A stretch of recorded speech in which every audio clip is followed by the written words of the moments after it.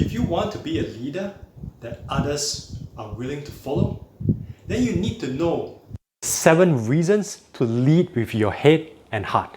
Let's get started.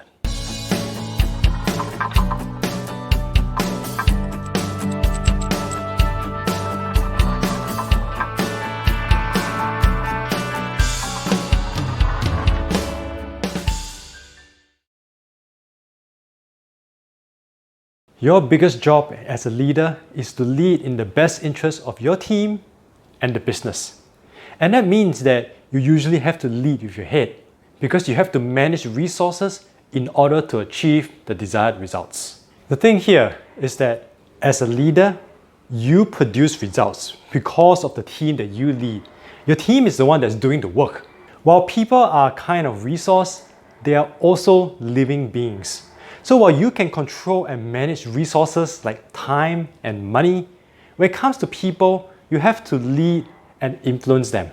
In order to lead and influence people, you have to connect with them, which means leading with your heart. However, while it is important to recognize that emotions have to be acknowledged, it is not the basis for sound decision making in your leadership. So what you have to get right is that when it comes to achieving results through people, you have to lead with your heart, guided by your head.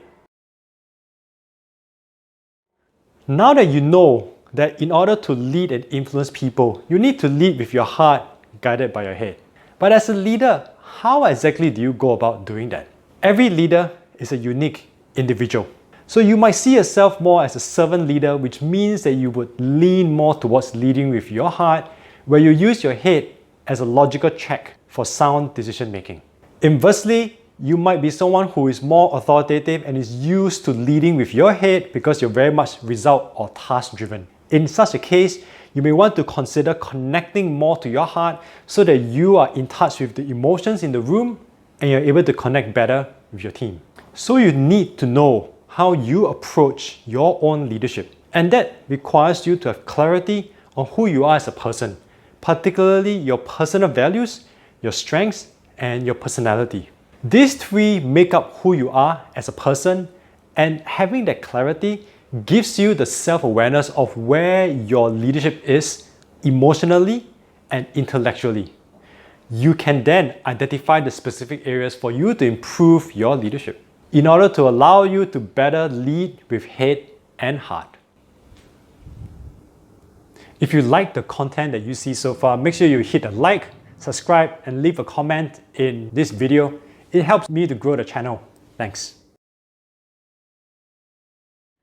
The advantage when it comes to knowing who you are, understanding your personal values, your strengths, and your personality is that it allows you to more consistently lead according to your authentic self. So if you realize that you're someone who routinely leans towards leading with your heart, then you can work on areas that allow you to use your head as a logical check. And the inverse is true if you're someone who tends to lead more with your head. Having that clarity actually allows you to be more successful in leading when it comes to a variety of situations, where others around you and your team can see that your words, actions, and decisions can be consistently traced back to you as an authentic person and as an authentic leader. You see, those around you are not going to know whether you are leading with your head or your heart or a combination of both in any moment. All they can see is the words, actions, and decisions that you have taken. Nonetheless, they will be able to recognize your leadership when they see it, and it makes it easier for them to follow you. In short, having clarity in your personal values, your strengths, and your personality allows you to be more authentic as a leader. It allows you to lead more consistently, and importantly, that your team and the people around you will see you as someone who is authentic and worth following.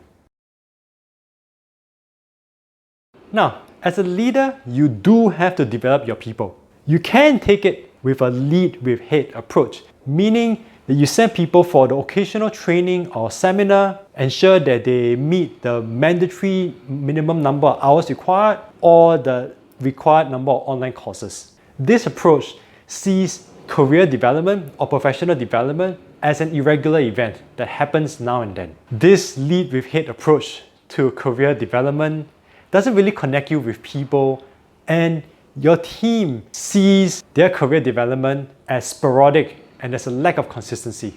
You see, you can't really develop your team from afar. You have to be part of your team, growing and developing together. And that means giving them consistent feedback, support, as well as opportunity to develop on a regular, almost daily basis.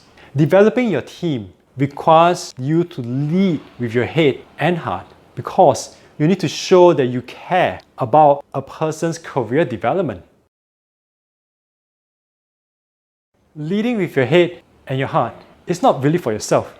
It's for the people who choose to follow you, especially your team. Due to the variety of situations and the people involved, often being able to lead through to a successful outcome requires you to collaborate between your head and your heart.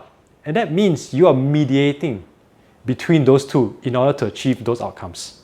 When you're trying to lead with your head, you are focused on the what, when, where. These are qualitative elements, facts and figures, ideal for your logical mind. However, you do need to get as much information as possible in order to derive the best outcome. Because you're not just dealing with the situation, you're also dealing with the people involved. As a leader, you have to connect with the people and understand what is going on. And that requires you to lead with your heart, because you have to ask the questions of how and why to understand what's going on beneath the surface in order to gain those useful insights, ask those insightful questions, and listen to what people have to say. That means that in your leadership, you have to mediate between your logical mind and your emotional heart in order to get the best outcome in any situation and for the people involved.